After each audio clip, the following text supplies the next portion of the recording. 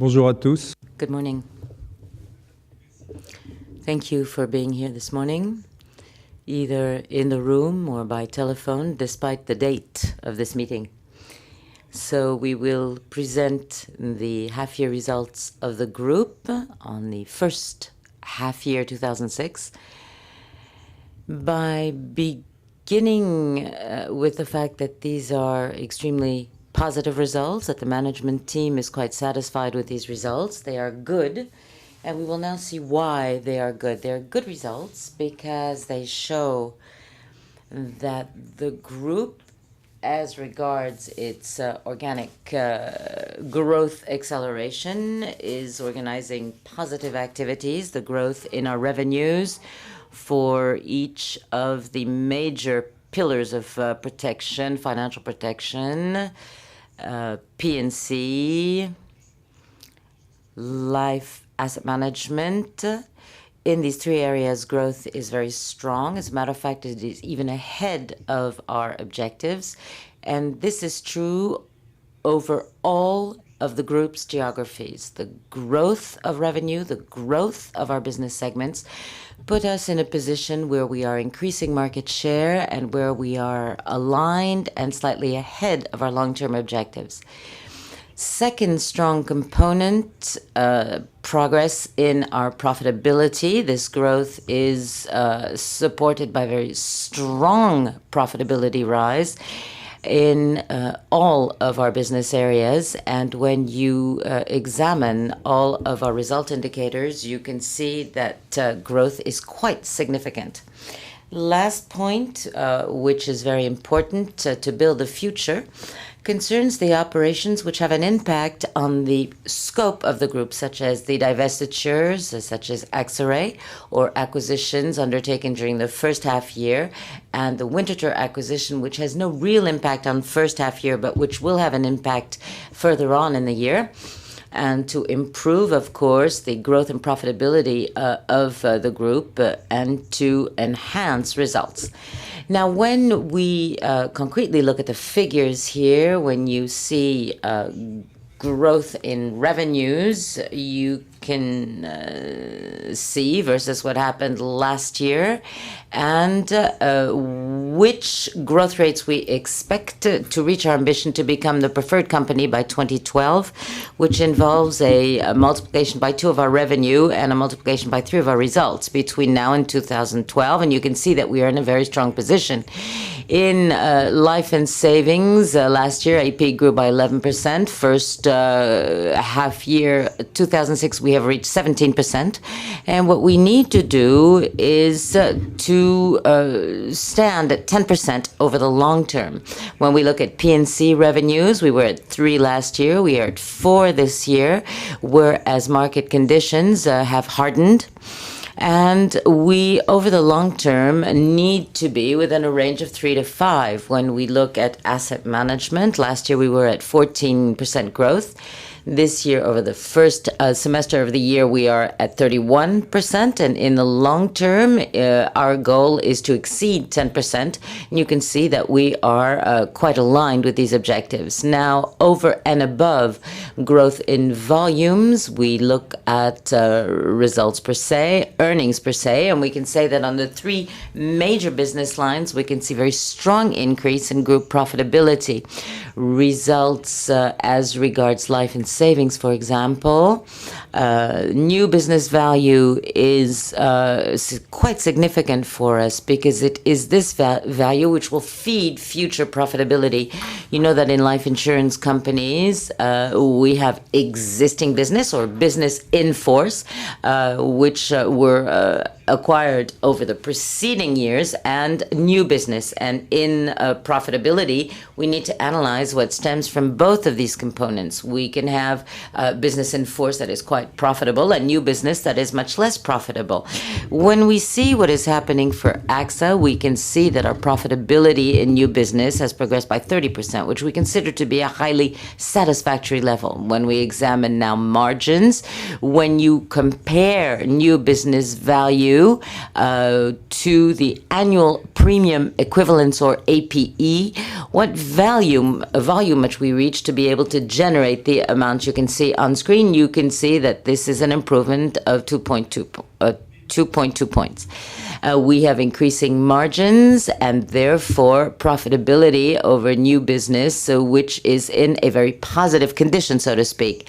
When we now look at our total underlying earnings, which include the results of our portfolios, you can see that profitability over the portfolio, of the total portfolio, gives us an underlying earnings of over 1.2 billion, with in progression 24%. So double-digit growth, very strong double-digit growth on all of our segments. When we look at P&C, the technical profitability here of our operations, you can see that the combined ratio is continuing to improve, whereas many observers believe that in P&C conditions would become more difficult. We can see a continued improvement in our combined ratio, and this despite a reserve situation which also is becoming more and more comfortable for the group. The underlying earnings here have progressed by 11%.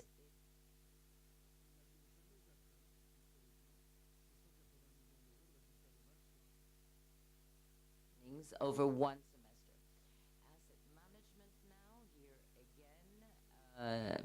again, our technical ratios in terms of cost income have improved, particularly now in view of AXA Investment Management and other AXA companies. We can see a hike of over 50%. This is due in particular to the fact that the products we sell have high margins.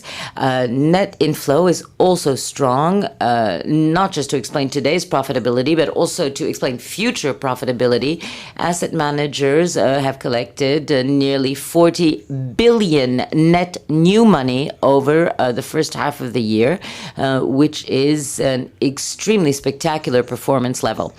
All of this, of course, these three areas of business feed the progress in our underlying earnings, which has gone over and above today the 2 billion euros, 2.1, which is a high increase, very high increase, aligned with what we have seen in the past half years or full years. When we look now at our adjusted earnings, the earnings which include the realized or unrealized capital gains. This is very important because we have maintained a high degree of exposure on equity markets, and the result here must produce, through its long-term capacity to extract capital gains from the portfolio, will continue to increase by high levels, and in this particular case, for this half year, 37% in our adjusted earnings of 800 million. A while back, during our first presentation of the year, we have seen capital gains between 600 to 800 million in view of the existence of our equity portfolio, and the 800 million euros is a figure that we have reached during the first half year, which signifies two things. First of all, that we have been able to benefit from market circumstances, and that the range of 600 to 800 million that we'd given was not only possible, it was also conservative. And we are not expecting during the second segment to multiply this capital gain figure by 2, but it demonstrates very strong position in this area and our capacity of our equity exposure to feed group results and enhance our capacity for dividend distribution, because it is on these earnings that we determine our dividend policy, which is 30 to 40% of these adjusted earnings. Now, so much for the results themselves and our earnings. Now, the third point here, which is the third page of the introductory speech, which is what impact will this have on future profitability? On the volatility of the group's earnings, well, I think that the first half year was extremely active, which here again allowed us to continue strengthening the group's architecture. We have undertaken 2 acquisitions prior to Winterthur, which was the Canadian subsidiary of Winterthur, which has allowed us to significantly increase our presence on the Canadian market. The listing here on this market is strong. We consider this acquisition to be very successful, such as that of MLC in Hong Kong, which was once again comforted our position on the life insurance market in Hong Kong. So these 2 operations, one in North America, the other one in Asia, certainly have strengthened the presence of the group and improved our future profitability prospects. We have also undertaken a number of other activities in asset management with the agreement we have with the Shanghai Pudong Development Bank in China. And this has allowed us to start managing assets in continental China.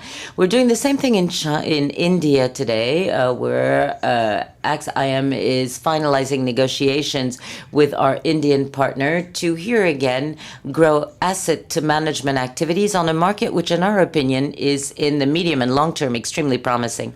We've also cleaned up some of our operations through the squeeze out of the minority interest we had in Germany, and this operation is currently being finalized, and you can see here the operations add to our scope. We've subtracted from our scope our reinsurance activities. AXA Re is very well managed by a very professional team, but we considered nonetheless that from a strategic standpoint, AXA Re was not essential to the group's existence in the future, and the best possible development for this company and its teams was to find external shareholders who were ready to fund their growth. And we have finalized this divestiture, and we consider this to be quite positive for our long-term prospects. This will reduce the volatility in group results, because you know that by definition, reinsurance activities have greater volatility than direct and traditional insurance activities. Now, this, of course, has no impact on the accounts of this half year, at least no major impact on the accounts of this half year. We are not yet owners of Winterthur. We will only become full owners on January 1st, but this was finalized during the first half year, 2006, and this constitutes an extremely important investment for the group, since our goal is to increase our scope by 21%. But in countries where Winterthur and AXA have significant business, it is an operation, of course, which does not concern the US, France, or Australia. It therefore does not concern a significant share of the group's geographies, but in those geographies which are concerned, it is an average increase of market share between 40 to 50%. So this is quite significant. We consider that this acquisition is fully complementary to our other business. We consider that Winterthur is a company that is now well managed, that has made significant progress, as demonstrated by the half-year results that we have just published. You can see that this is a company generating growth, as opposed to what many people may believe. And the integration of Winterthur will help us further strengthen the efficacy of our platforms in Europe and in Asia. And all of this, of course, has a price, which is a price that we consider to be quite attractive. So this is where we are in a highly synthetic manner. And now Denis Duverne will go into more detail as to these figures.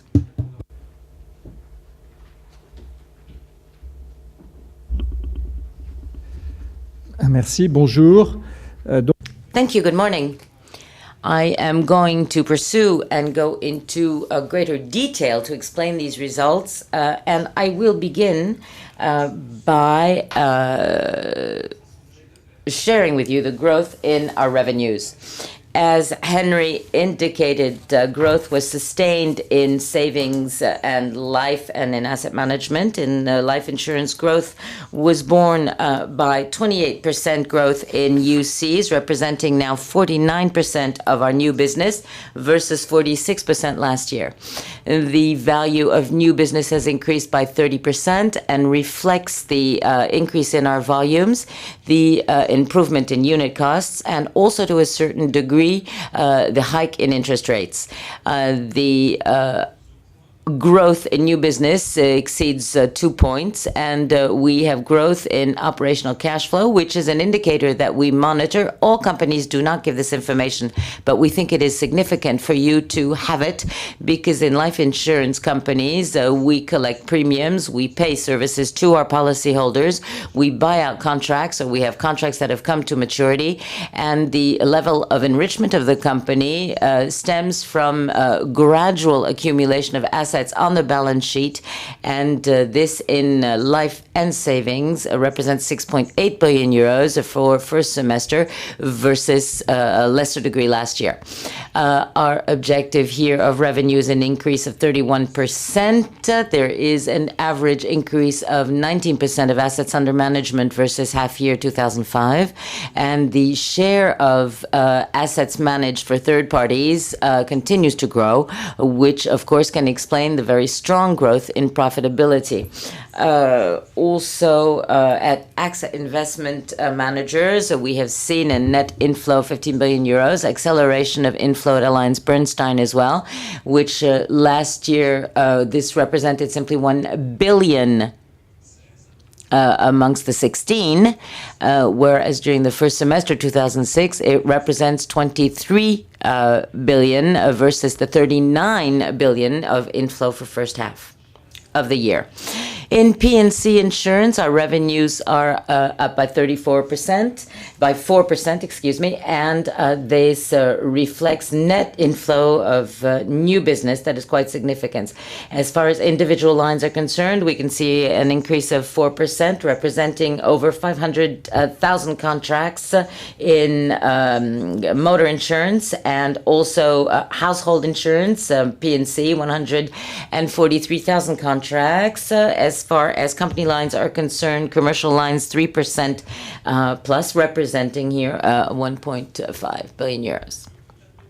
Now, the chart here on page 15 is a summary. I will not emphasize the figures you can see here because Henry gave you these figures a little earlier on.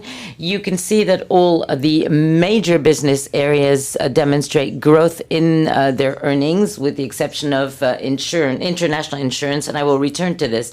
But this stems from the fact that for AXA Re, profitability of business in 2006 is no longer included in our earnings, but in those of the buyer of this activity. Let us now return to our main areas and begin with life and savings, where our underlying earnings have progressed by 34%. You can see that this progress here involves all the geographies where the group is present.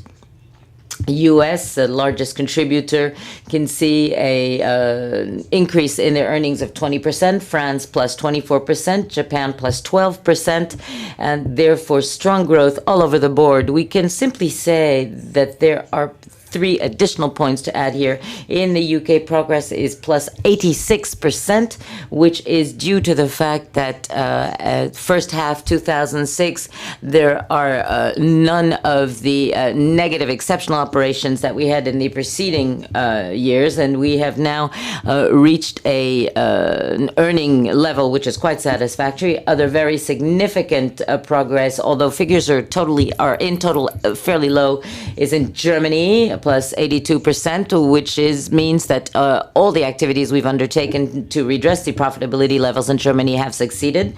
And also in Benelux, Belgium, Netherlands, and Luxembourg, we can see a fairly flat growth, but this involves here the adjusted earnings, because in Belgium we have very significant activities which have allowed us to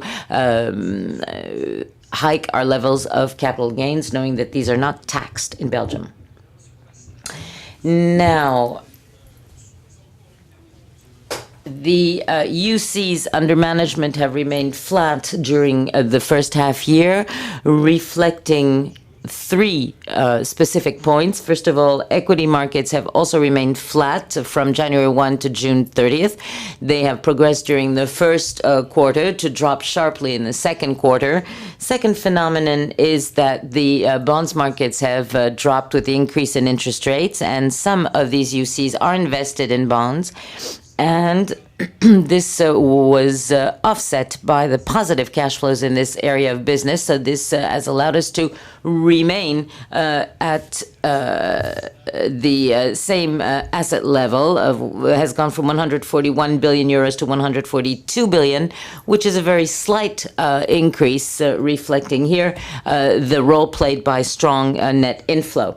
Also 37% here for assets under management. We can, as I've said, this is true also here. The flows, 49% of the flows have not impacted the share of stock that we represent. Now, if we look at the evolution in new business, we can see that new business has increased by 36% to 30% for the first half year. The U.S. spectacular here, a large contributor with a plus 56% increase, representing here very strong hike in new business volume. Also an improvement in our product mix because what we call the fixed annuities and retirement savings in bonds here have stabilized. So we have continued to increase the share of unit-linked products. Also, our market share has continued to grow in this area, where we now are in position number 3 on the market. Third point, also, the hike in interest rates was also favorable to our results.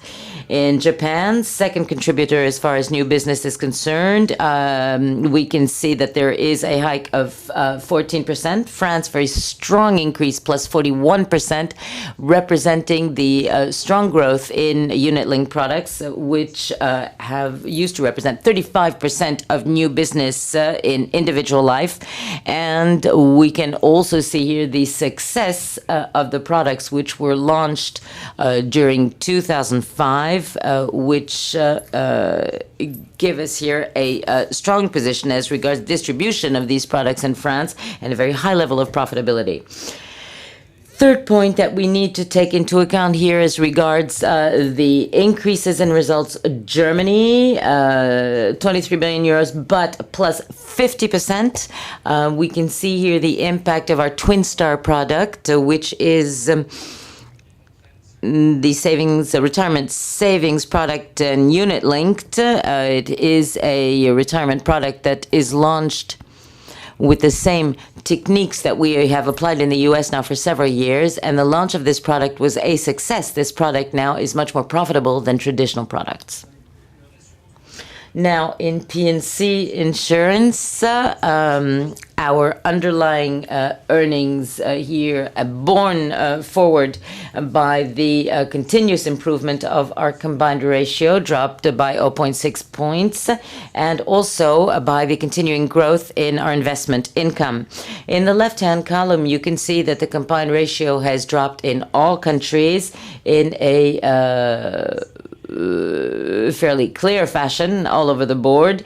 The ratio, of course, is subdivided here in our loss ratio, which has improved by 1.7, and an expense ratio, which has increased by 1.1. We need here to give you some explanation as regards this last ratio. In fact, the increase is practically entirely due to the fact that we have increased the levels of commissions paid in some countries and in some business areas.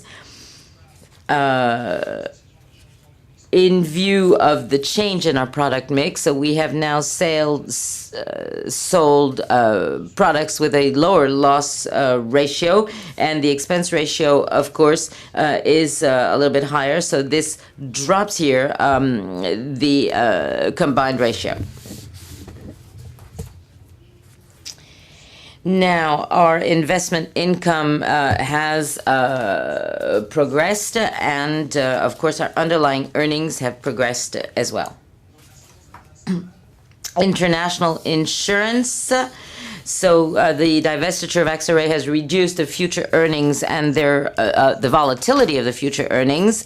AXA Corporate Solutions Assurance, our global risk activity, essentially present in Europe and also in aviation and marine, has reached 44 million euros, plus 13%. Other activities, including the runoff of AXA Re, we obtain earnings of 20 million euros, and AXA Re, which was their first half year of 2005, is excluded from these results, since this is now earnings that will go to the buyer of this activity. In 2005, AXA Re had, of course, to sustain losses due to the hurricane season in the U.S., and these losses will no longer impact our earnings. We're of course hoping that AXA Re will make profit, but if there were losses, these would not be borne by AXA.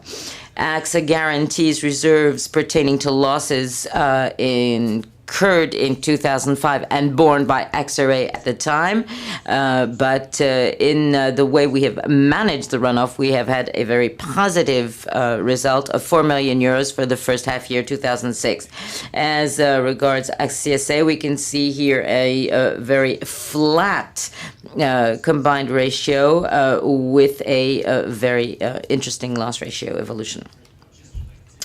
Now, asset management, as indicated a little earlier, very strong net inflow despite flat equity markets and negative bond markets.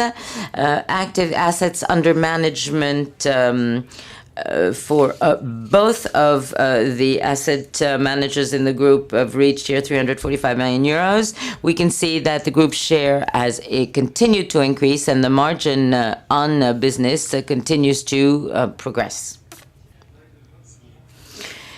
Now, details we have presented here on this slide 22, AllianceBernstein on the left and AXA Investment Managers on the right. AllianceBernstein, as regards asset under management, you can see that there's very strong progress between the first half year 2005, first half year 06, 89% for third parties. As far as AXA Investment Managers is concerned, same thing.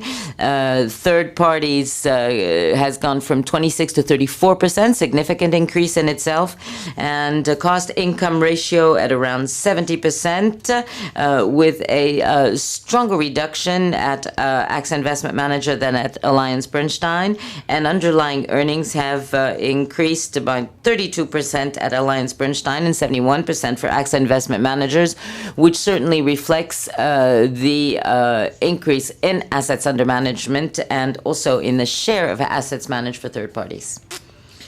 Now, this particular chart gives you details which allow us to go from underlying earnings to adjusted earnings. I'm not going to spend much time on this. Just a few comments. You can see that the earnings per share in the right-hand column has progressed much more quickly than absolute value, because here we have 21% versus 19% in absolute value.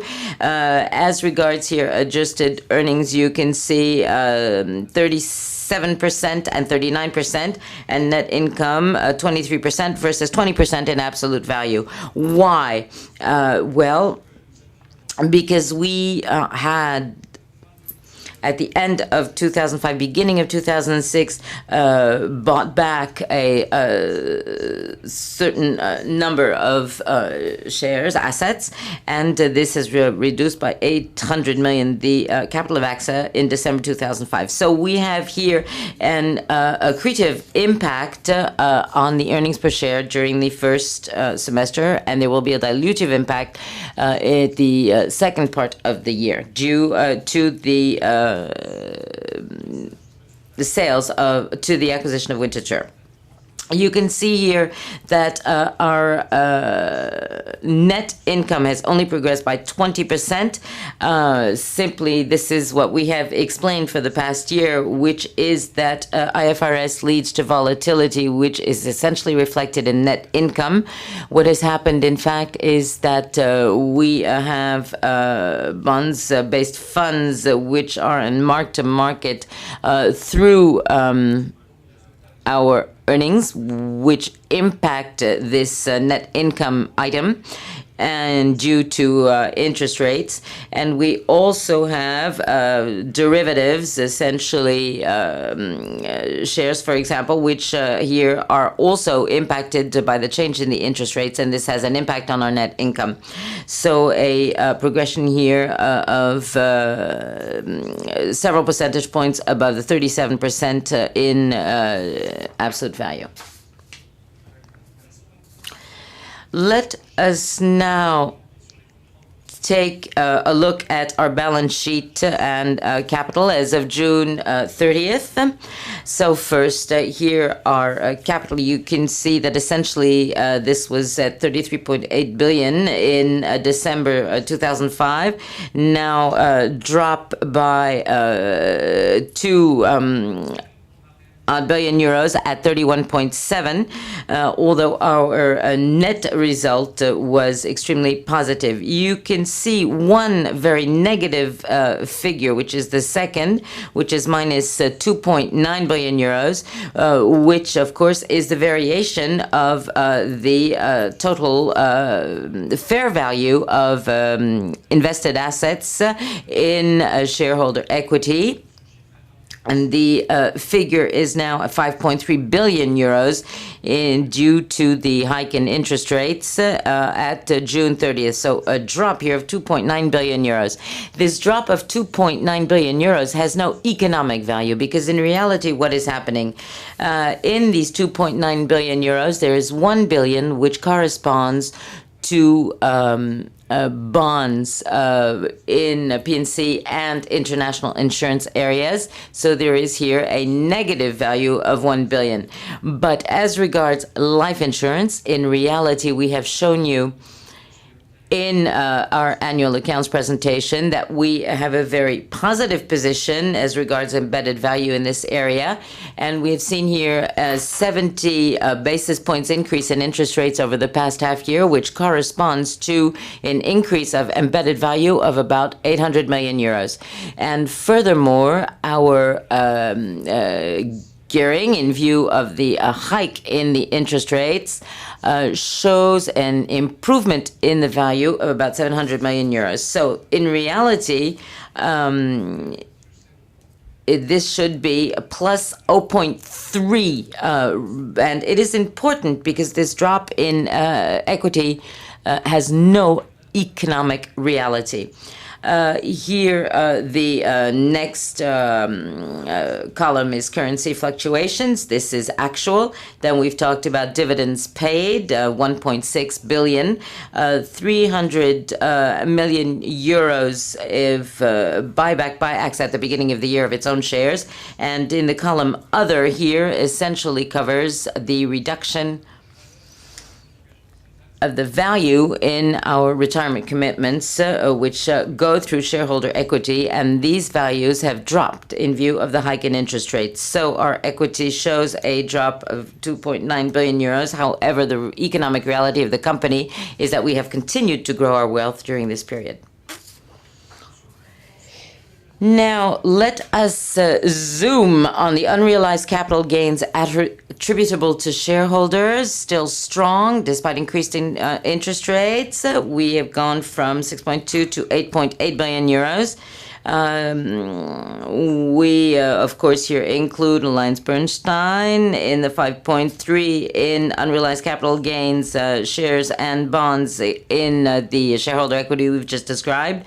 And then the unrealized capital gains on real estate and loans, which go from 2.4 to 2.2, so relatively flat figures here. Another comment I would like to make is that as regards shares, the equity markets, we have capital gains that have hiked, but we are 400 million under what our position was at the end of 2005, December 31st, 2005, which means that our capital gains have been timed extremely properly, and also because of the fact that our share position is much more dynamic than the market, and we have not impoverished our capital during the first half year 2006. Now, continued deleveraging of the balance sheet was pursued during the first half year. We have gone from 38 to 37%. Now, I would like to say a few words as regards the acquisition of Winterthur. First point here, success and speed of our equity financing. 7.9 billion euros acquisition with the refinancing of 1.6 billion of Winterthur's outstanding debt.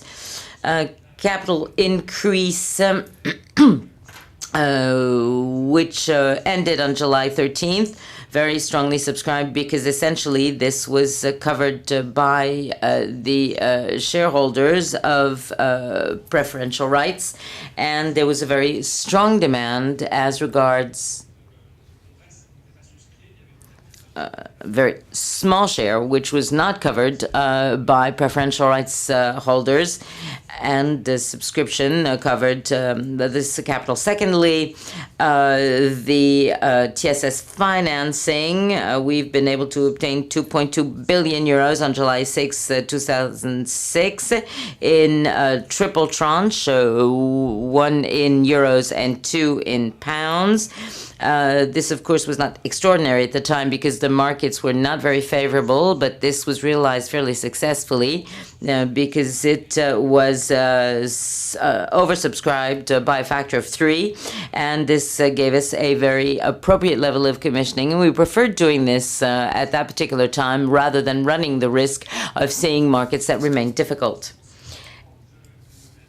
Now, as regards the actual implementation of the merger, Henri de Castries will told you earlier on that we would actually own the company at the end of the year, but we will continue to be active in the meantime. Our teams are already preparing integration, which we would like to implement as quickly as possible after January 1st. We have established the integration planning calendar at the end of the month of June. Teams are spread by geography, and plus one for asset management and one for head office. Transversal integration teams also are working early on to take the earliest possible advantage of the group's leverage and to prepare closure of accounts, because when we will cover the accounts of AXA at the beginning of next year, balance sheet of December 31 will of course include Winterthur. So all of this has been launched and is moving ahead quite swiftly. The regulatory filings, particularly as regards the European community in Switzerland and the US, have advanced at a quite normal speed, which do not in any way challenge the perspective of closure at the end of the year. And the precautions are specific in this particular area, because as long as we have not been given a green light by the antitrust authority, we need, of course, to undertake in-depth analyses, which should be performed exclusively by what we call, in quotes, clean teams, which avoid, of course, the sharing of confidential information between people who have no business in being informed of this particular knowledge. I would like to thank you now for your attention and give the floor to Henri de Castries.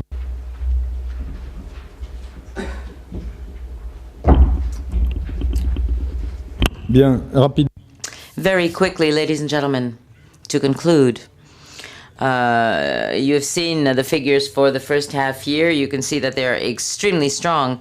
What is interesting, of course, is to analyze the evolution over the rest of the year. And what does the second half year look like? Well, very favorable for the moment. Why? Because we have a very solid growth in our revenue, because also as regards combined ratio in P&C, we are quite confident that, of course, excluding major catastrophic incidents, the combined ratio for fiscal year 06 should remain in line, at least in line, with the level of the first half year 06. Third point, we have no reason to believe that the positive activities undertaken in new business should be modified negatively. I think that we are beginning to take advantage of the industrial organization we have selected to work under. We are in one business, which is financial protection. We work on the basis of open architecture, factories, platforms, networks, and very flexible management of the links between these three levels certainly give us a much higher growth than our competitors. When we add this to our productivity in terms of product innovation and distributions, which are beginning to produce very positive effect, there's no reason for this to change during the next half year. Now, as regards adjusted earnings, we have seen a very strong level of realized capital gains during the first half year. We must not believe that we will be able to extract 800 million again during the second half year 2006. But Denis has demonstrated that also we have had a high level of capital gains. Markets have remained flat over the first part of the year, and the shares have not diminished by the amount that we've extracted, but only by half. So we certainly are in a very comfortable position, a very solid condition. So we are going to continue to work along this particular strategy that has been in existence for several years. Two legs for growth. One which involves organic growth per se, which is strong and which should remain so. And the second leg involving the targeted acquisitions and the operations in this area which are underway are extremely positive. So you can see that the environment is not always an easy one, but operations are operations which are strong and positive and which leave us with a high degree of serenity for the future. This is what we wish to share with you this morning before we go to the Q&A session.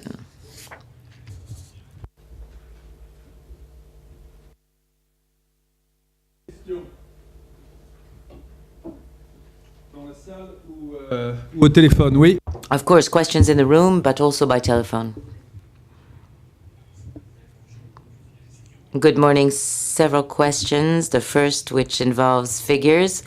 In page 6, you have indicated 17%, and in page 17, you say that the levels remain stable. What does this mean? That the clients have lost value in their accounts? How can you explain that assets under management remain flat, although you've made money in this area? The second question concerns Germany. You have said that profitability is increasing, which is good, but AXA in Germany has traditionally had an issue with market share growth since the beginning of the year, that you have lost market share in Germany. Could you please talk to us about the revenue figures as well in Germany again? And third question concerning Winterthur, Monsieur Decâtre, you said during the conference call concerning the squeeze out here that this had a significant impact on Germany because there is, of course, a head office in Cologne and another one in Wiesbaden. Will there be an impact? What will be that impact? And are you envisaging to close the head office of Winterthur at Wiesbaden to transfer central activities to Cologne? Thank you. We will give you answers on the three questions. Denis? As regards life insurance, what is happening is what I indicated. In other words, in its unit-linked reserves, There is a share which correspond to unit-linked in shares and others in bonds, or correspond to combined funds, so shares and bonds. And the share of bonds on our equity markets, we have seen 70 basis points increase in the interest rates on the average. So the impact, of course, has led to the diminution in these figures. If you have the same number of unit-linked products, you have a market value which diminishes, which explains why our assets under management are stable. So progress is 17% in new business, and life insurance reserves don't only cover unit-linked products, they also involve our operating costs. Now, as regards the share in Germany, it is true that in Germany growth has been extremely limited in Germany, sometimes slightly under that of the market, because we've cleaned up the portfolios.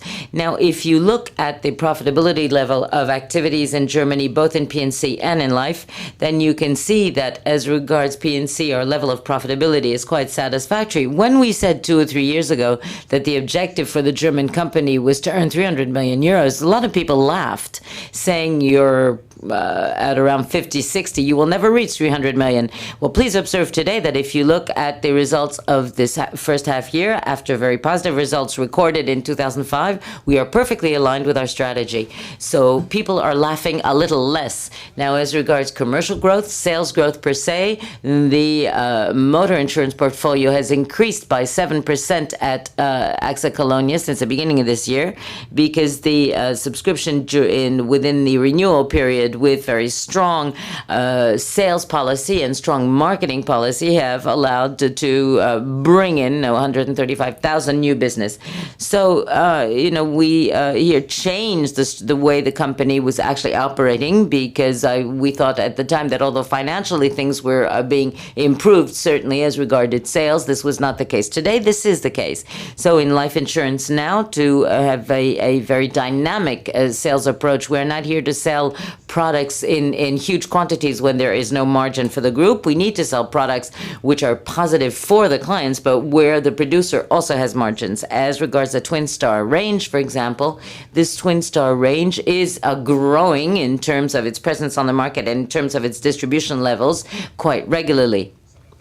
And this will not, of course, happen in 1 quarter or in 1/2 year, but we are absolutely confident as to the fact that the activity in Germany is being strengthened. And this will be more and more the case since AXA in Germany will work more and more closely with BBV.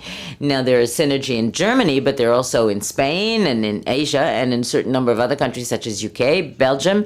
Synergy in Germany is very significant. We are currently composing the teams that we believe will be successful in developing this further. And whenever there is anything of any interest to tell you, we will tell you.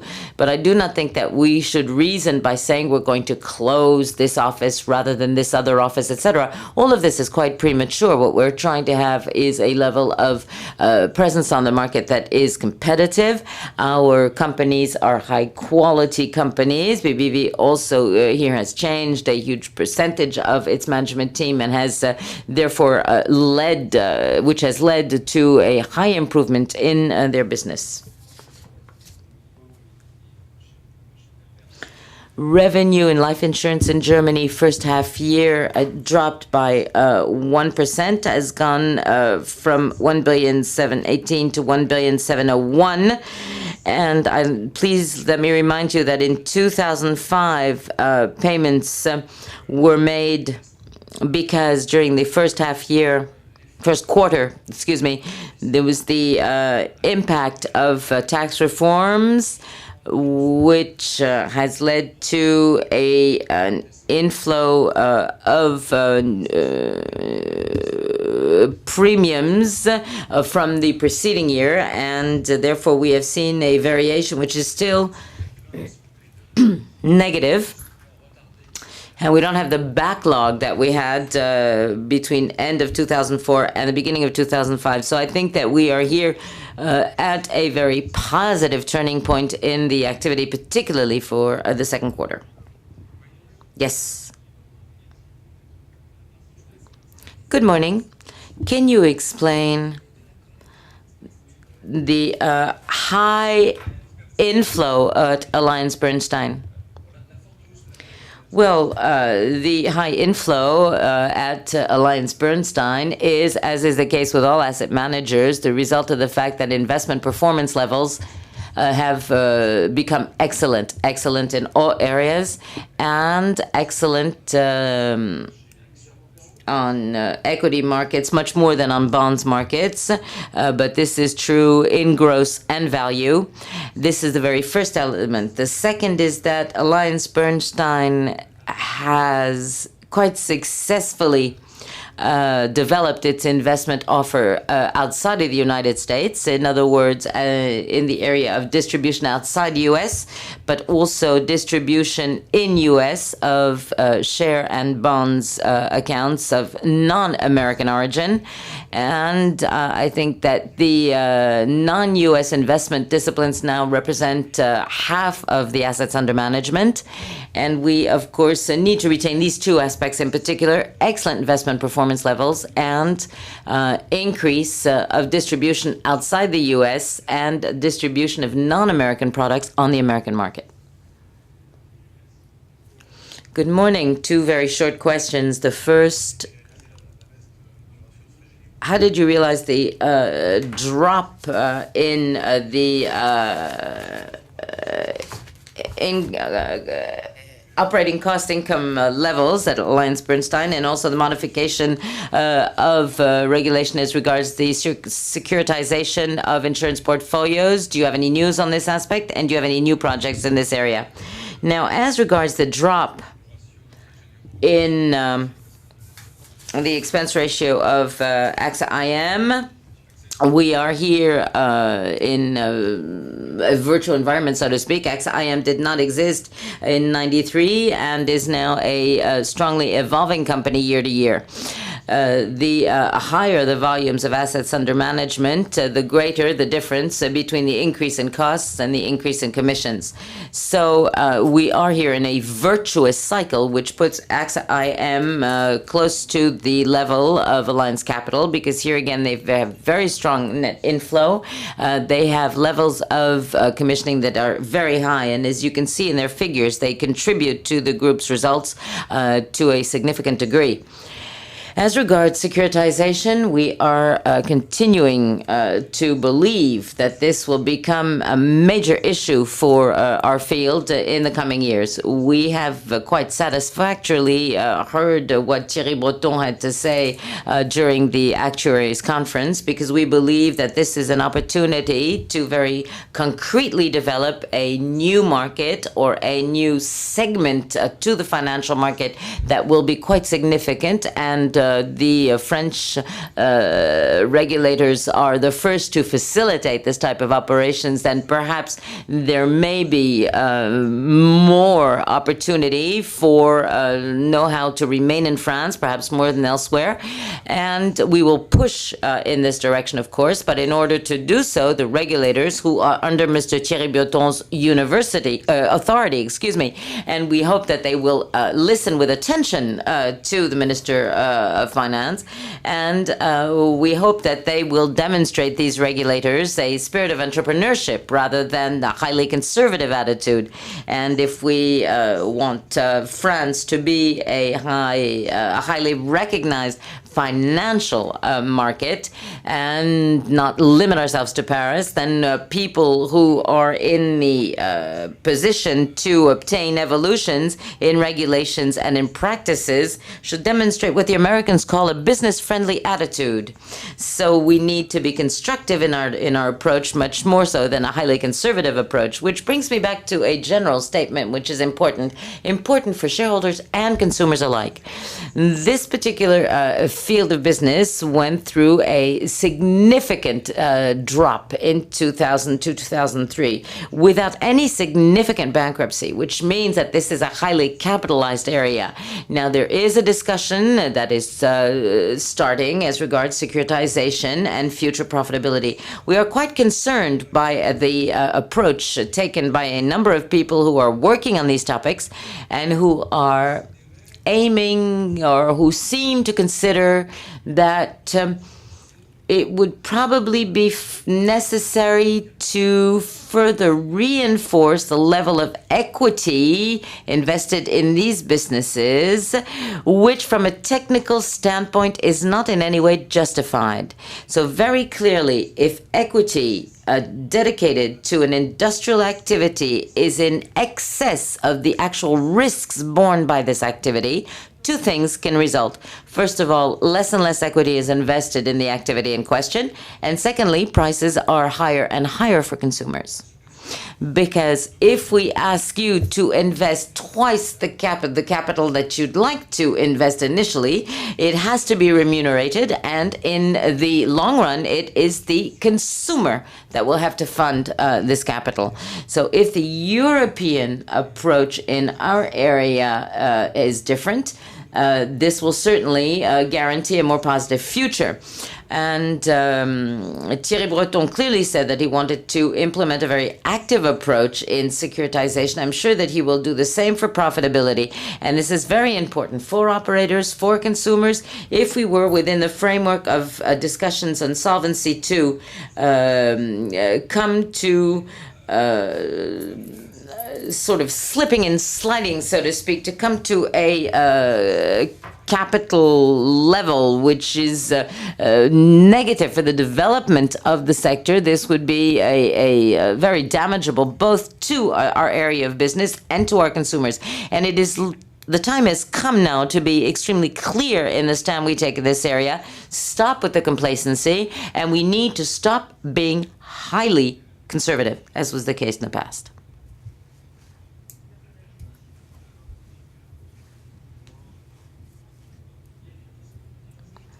I'm sorry to ask the same question. This is Generali. È una bella questione, says Henry.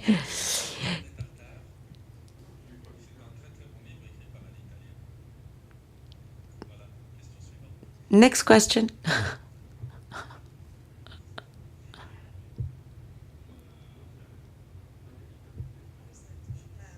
We always ask the same question because you don't give us the answer.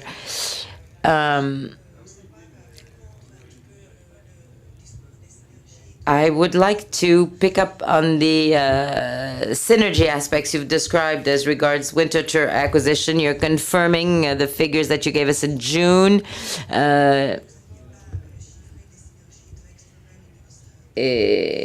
But you didn't give us any information on the additional revenues, or is it too early yet to answer this question? I can't say anything for the moment. As Denis Duverne told you, the integration planning has gotten off to a very strong start. We were quite cautious as regards the amounts of synergy that we put forward, because you've noticed that with an extremely cautious level as announced, this is accretive to the group of 7% by the second year. So we consider this operation to be quite positive, but what we are seeing now is perfectly aligned with what we thought. And when we have more to say, we will of course tell you. Can you give us an idea of when we will be getting more details? Well, we will keep you regularly informed, but for the moment, things are aligned with our strategy. I also looked at the outlook for the second half of the year. Large share of the asset management business and the unit-linked products are obviously closely associated to the performance of the equity markets. The equity markets have started to turn around a little bit. Are you preoccupied by this or not at all? And can this have an impact on results, although the outlook remains positive? Or will this have no impact on results at all?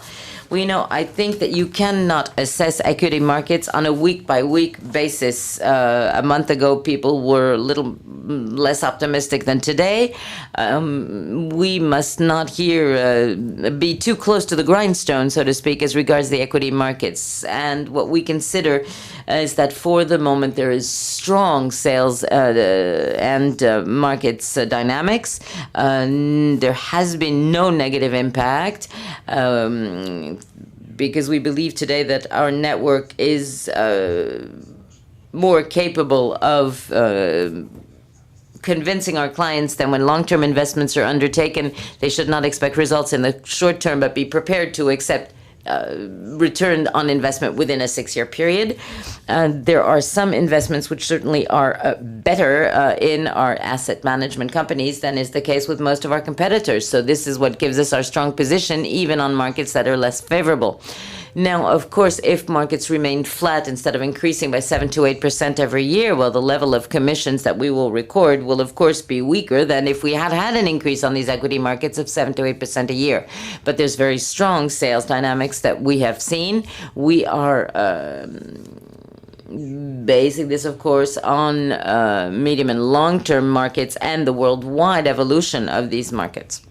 Yeah, I'd like to add one further point, if I may. Over 50%, 52% of results stems from life and savings, and the result of the second half year will largely depend on what has happened in the first part of the year, result on portfolios which have already been constituted. So not very sensitive to short-term evolutions. Secondly, the market disruptions in May and June have not significantly reduced our inflow in life and savings. So we are relatively serene in this regard. The last point, you announced a large acquisition in June. You said that this would give you flexibility for other acquisitions. I imagine perhaps of a smaller size, because now you are working on the integration of Winterthur. For at least the next 2 years, what will your acquisition strategy will be? Are you planning to undertake more? And if so, where? We have not changed anything to what we have said. I don't see why we would tell you that in the next 2 years we will not acquire anything. There's no reason for us to say so. I don't know what we will do, but I can tell you that we will change neither our attitude nor our strategy. We are in financial protection business. We have life, P&C, and asset management, which are the main pillars of our activity. We are continuing our presence and to grow our presence in Asia, North America, and Europe.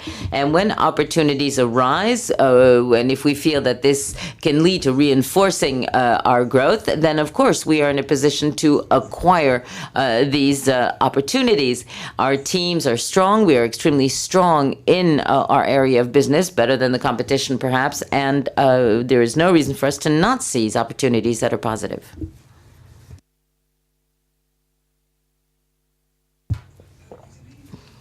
You have shown a global increase in your new business margin, but in Japan there was a very strong drop. Can you explain it? Yes, it's a change in product mix. Margins in Japan are very, very high on traditional products. If we want to have strong growth level and develop products comparable to those in the US, such as variable annuities, total profit levels with an increase of sales volume, of course, but the margin level will gradually erode. The rationale we need to apply in Japan is that on traditional products, we have margins of 60% or more. Why are they so high in Japan? Excuse me, I'm not very familiar with the Japanese market.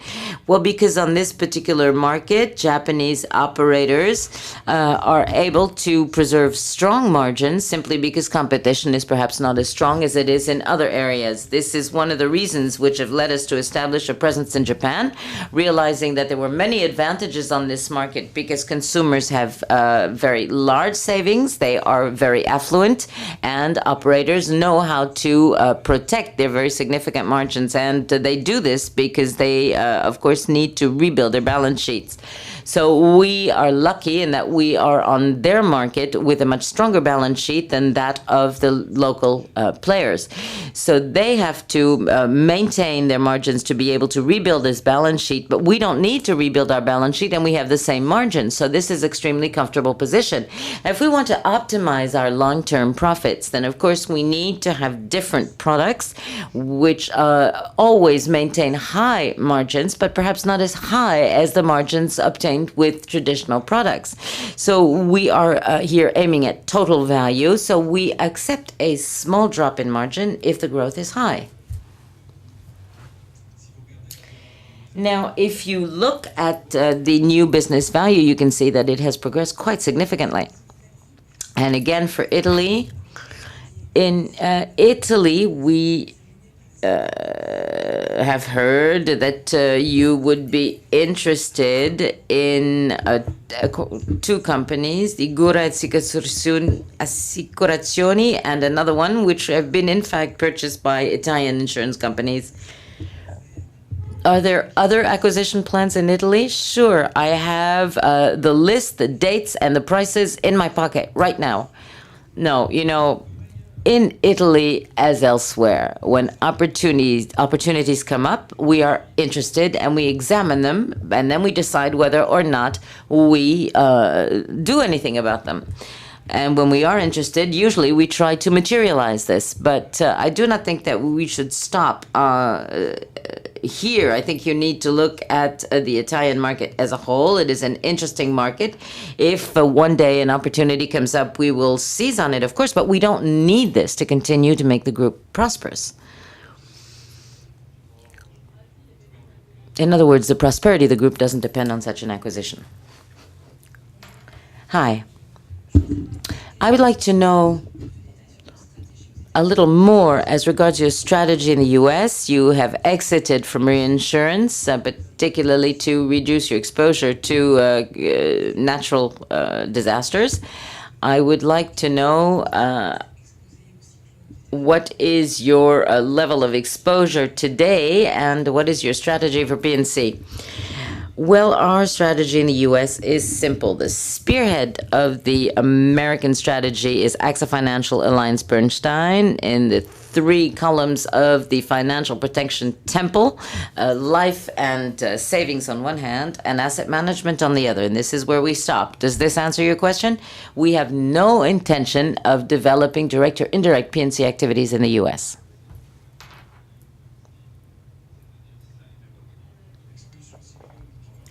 Exposure to natural disasters such as hurricanes, as I said earlier on, was an exposure of events which occurred before December 31, 2005. So we, of course, have had to handle claims and settle claims before December 31, 2005.